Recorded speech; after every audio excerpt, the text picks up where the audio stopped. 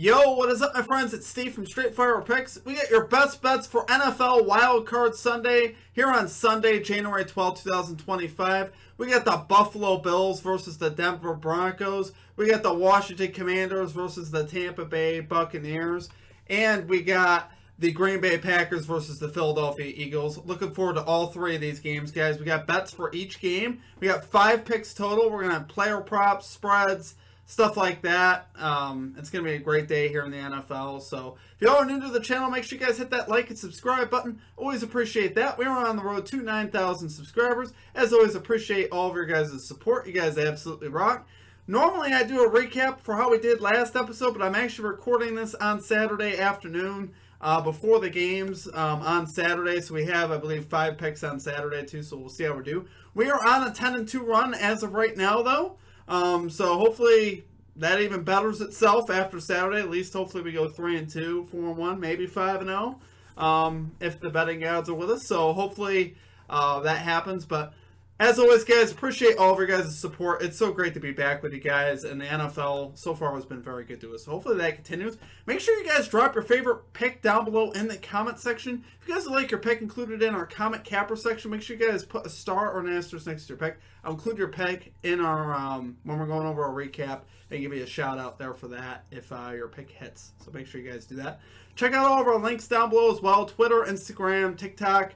We got a new Twitter account, or X account, I guess they call it. My account got hacked, so I'd appreciate the follows on there. Primarily right now, I'm just trying to get that back up off the ground. So, as always, I appreciate you guys. Let's get right after it today. Let's get right into our picks here, guys. Today at number 1, we are going with Amari Cooper over 24.5 receiving yards here for the Buffalo Bills, minus 113 odds on FanDuel. My buddy Jonathan actually pointed me in the direction of this one. Really love it, guys. You got the veteran wide receiver here, Amari Cooper, in the playoffs. He's been there before. He's gone over in 3 or 4 career playoff games and in his last 3 playoff games. So definitely a guy that Allen here can count on. And I think he's going to. Cooper's going to provide some stability. This line is just so crazy low. You can get this done with 1 catch, and I think here I'll have a great chance here to do that. Like I said, the experience for me is big for Cooper here in the playoffs. I think he'll be able to get this done. I'm going to look for Josh Allen to lean on the veteran wide receiver here, Amari Cooper. Broncos actually allow the 9th most receiving yards to wide receivers, so it's actually a pretty good positional matchup. Now, where's Patrick Surtain going to be? Regardless, I think, like I said, it's 25 yards. We're not looking for 80 yards. I'm not looking for this guy to go off. In some parlays, I actually did take him for 50 because I think he's going to have a great chance to actually get 50. Again, my buddy John kind of pointed me in the direction of that. So, like I said, the experience is big. Cooper really, like I said, he's the most experienced wide receiver of this bunch. And in the playoffs, you want guys like that. And if they can just find some openings for him here, I think we'll be able to get this done. So, love it there for our number 1 pick. We got Amari Cooper over 24.5 receiving yards here for the Buffalo Bills, minus 113 odds on FanDuel. Okay, and at number 2, we got Austin Eckler over 19.5 receiving yards here for the Washington Commanders, minus 114 odds on FanDuel. Guys, this line was actually at 15.5 when I was looking at it. Then it just immediately jumped when I was typing up my notes for it. So I had to update it to 19.5. If somehow Fanatics re-offers it at 15.5, I would personally put 2 units on it. That's what I would do. That was minus 130 odds when I was looking at it there. But like I said, jumped up to 19.5. Still love it there. He's hit this over in 8 out of 12 games played this year. 5 of 5 games on the road, including 52 versus the Tampa Bay Buccaneers. Another experienced veteran that I think the rookie Jayden Daniels here can lean on. He's going to provide some nice openings here for Jayden Daniels and the Bucs, allowing the 5th most receiving yards to running backs on the season. So this is really what you want. For me, this is the best positional matchup that you're going to get. And I think Eckler is going to have a great chance here to hit this over. Especially, the Bucs are favored in this game. So if they're playing from behind, you're going to be throwing the ball more on 3rd down, which is where they're going to use Eckler a lot more on 3rd down. Like I said, he'll have a lot of opportunities there to get some catches, which I think he will. Like I said, the line was 15.5, so somehow if you could get that line, I would double down on it. That's just me personally, but at 19.5, love it there for a unit. So, love it there, guys, for number 2 pick. We got Austin Eckler, over 19.5 receiving yards here for the Washington Commanders, minus 114 odds on FanDuel. Okay, now at number 3, we are actually going with the Washington Commanders +3 spread here versus the Tampa Bay Buccaneers, minus 105 odds on DraftKings. So I guess for me, I'm looking at this game coming down the stretch. The Bucs looked a little bit vulnerable to me. You know, no Chris Godwin for their offense, which I think is going to be a big loss here in the playoffs. Commanders, you know, coming in this game, winning 5 in a row, played some quality opponents. You know, beat the Eagles at home. That was a great win, obviously. And I think they're going to be able to keep this game close and have a great chance here to win. I don't know what it is. I like some of the experience here on the Commanders, you know, with Eckler or McLaurin. Of course, the Bucs do have Evans and Baker Mayfield, who's been there before, but I just have a feeling here the Commanders are going to come into Tampa and put up a good performance and keep this game close. Obviously, if you can get 3.5, I would like that a lot more. I was tempted to actually bump this up to 3.5. I think 3.5 would be very nice, but I'm going to take the shot here with 3. Because I do believe the Commanders are going to win this game. Bucs about middle of the pack defensively, 16th in points allowed per game. Commanders 18th in points allowed per game. But just really love the way the Commanders finished the season.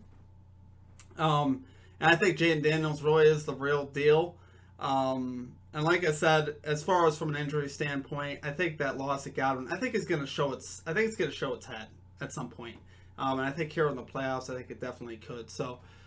Do love it there, guys, for our number 3 pick. We got the Washington Commanders +3 spread here versus the Tampa Bay Buccaneers, minus 105 odds on DraftKings. Okay, and at number 4, this is a very sneaky play, but I do love this one, guys. We got Jordan Love over 5.5 rushing yards here for the Green Bay Packers, minus 106 odds on FanDuel. So, yeah, as a quarterback, we're just looking for 6 rushing yards. You can get that done with 1 rush. It's kind of similar to Amari Cooper. You don't need a lot from him. You just need 1 good carry, which Love has the wheels. Is he going to use them? I offer some reasons why I think he will. A, Christian Watson's out.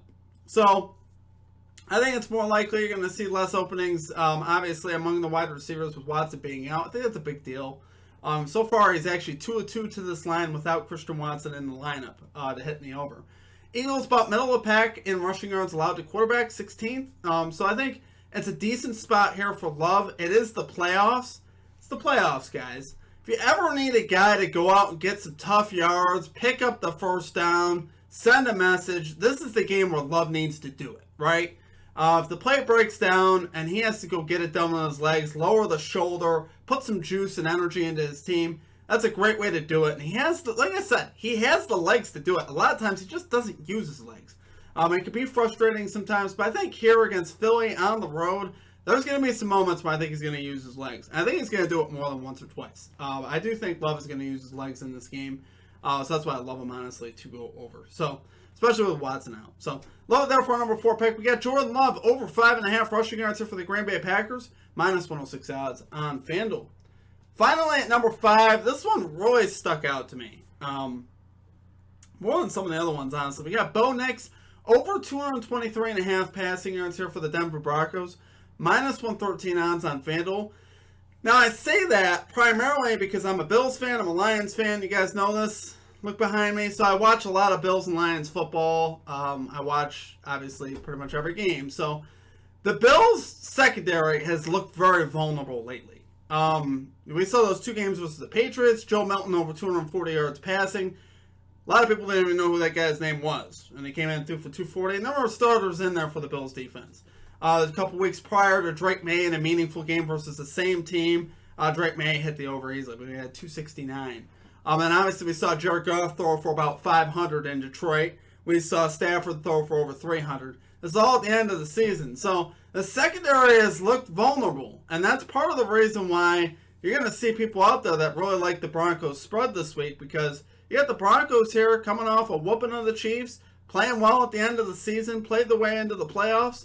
You got the Bills, who haven't looked bad, but it just, there's something just missing a little bit in their defense.